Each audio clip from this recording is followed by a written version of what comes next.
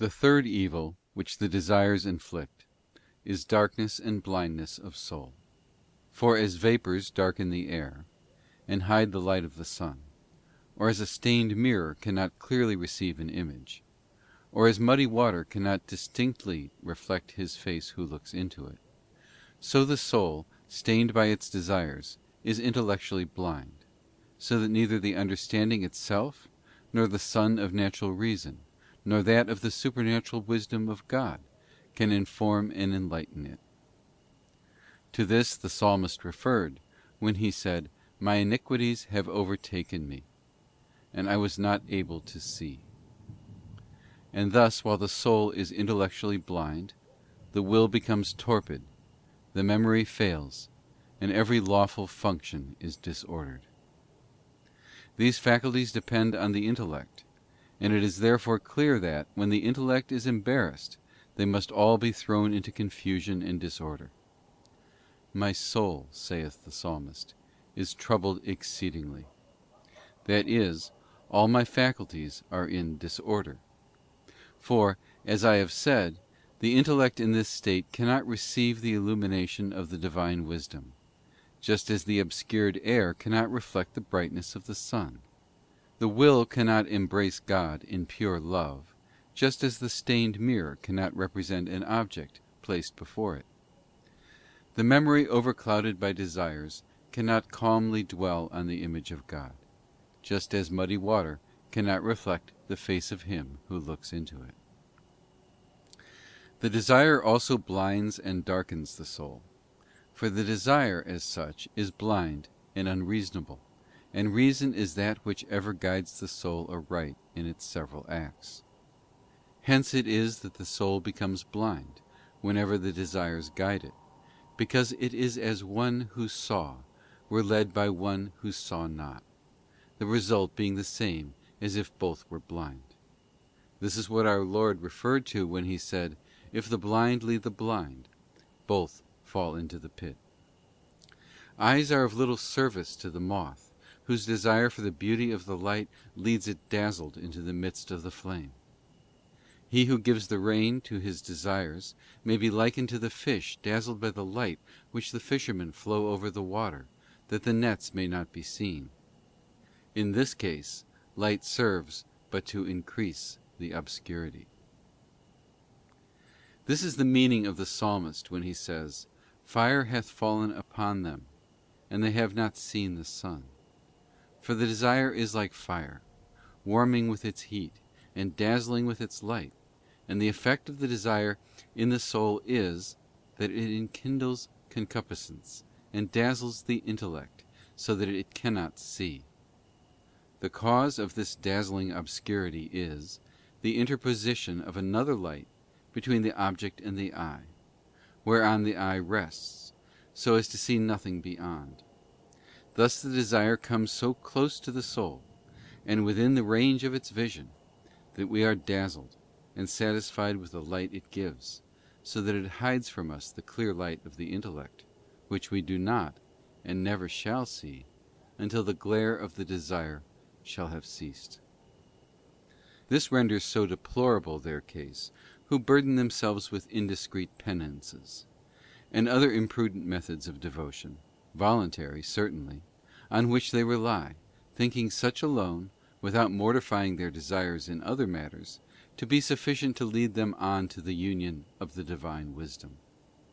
But this can never be, if the desires be not diligently mortified. If these persons bestowed but half their labour on this, they would make greater progress in a month than they can now make in many years, if they persevere in their present ways. As it is necessary to till the earth that it may bring forth fruit, for otherwise nothing will grow therein but weeds, so also it is necessary to mortify our desires, if we are to make progress towards perfection. Without mortification, I say it boldly, we shall make no progress whatever in the knowledge of God and of ourselves, notwithstanding all our efforts, any more than the seed will grow which is thrown away on uncultivated ground. Neither can the darkness and ignorance of our souls be removed, if the desires are not extinguished. for they are like a mote or cataract in the natural eye, obstructing the vision, until it be taken away. The psalmist, considering the blindness of those souls which are under the power of their desires, the impossibility of their clearly beholding the truth, and the greatness of God's anger with them, said, Before your thorns could know the briar, he swalloweth them up as alive in his wrath. Before your thorns, your desires, harden and grow into a thicket, shutting out the sight of God, as the thread of life is frequently broken in the midst thereof, so will God swallow them up in his anger. Those persons in whom their desires live, and hinder the knowledge of God, God will swallow up in his wrath, either in the next life, in the purifying pains of purgatory, or in this, in afflictions and sufferings, sent to detach them from their desires, or in the mortification of those desires voluntarily undergone.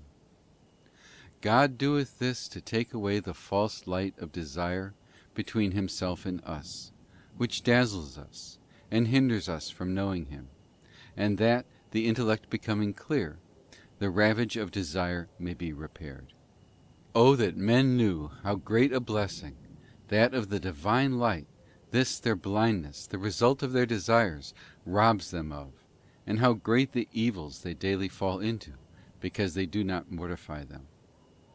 We are not to rely on a clear intellect, or on the gifts received from God, and then imagine that any affections or desires we may indulge in will not blind us, nor cause us to fall into a worse state, little by little. Who would have thought that a man of perfect wisdom, filled with the gifts of God, as Solomon was, could have fallen away in his old age into such blindness and torpor of the will as to build altars to idols and worship them? His affection for his wives, and his negligence in controlling his desires and the satisfactions of his heart, were alone sufficient to reduce him to this. So he tells us himself, saying, Whatsoever my eyes desired, I refused them not, and I withheld not my heart from enjoying every pleasure. Such was the effect upon Solomon of unbridled desires, and their gratification, though at first he was cautious. They soon blinded his understanding, and at last put out the light of wisdom within him, so that in his old age he forsook God. And if unmortified desires could produce such a disaster in the case of Solomon, who knew so well the difference between good and evil, what shall they not produce in us who are so ignorant? We are like the people of Nineveh, of whom God said, They know not how to distinguish between their right hand and their left, since at every step we take good for evil and evil for good, and this is as it were natural to us. What then must it be when our desires are added to our natural blindness, but that which the prophet bewailed, speaking of those who love to follow after their desires? We have groped for the wall, and like the blind, we have groped as if we had no eyes, we have stumbled at noon, as if in the darkness. Such is he who is blinded by his desires, for in the presence of the truth and his real interests he cannot see them any more than if he had been utterly blind.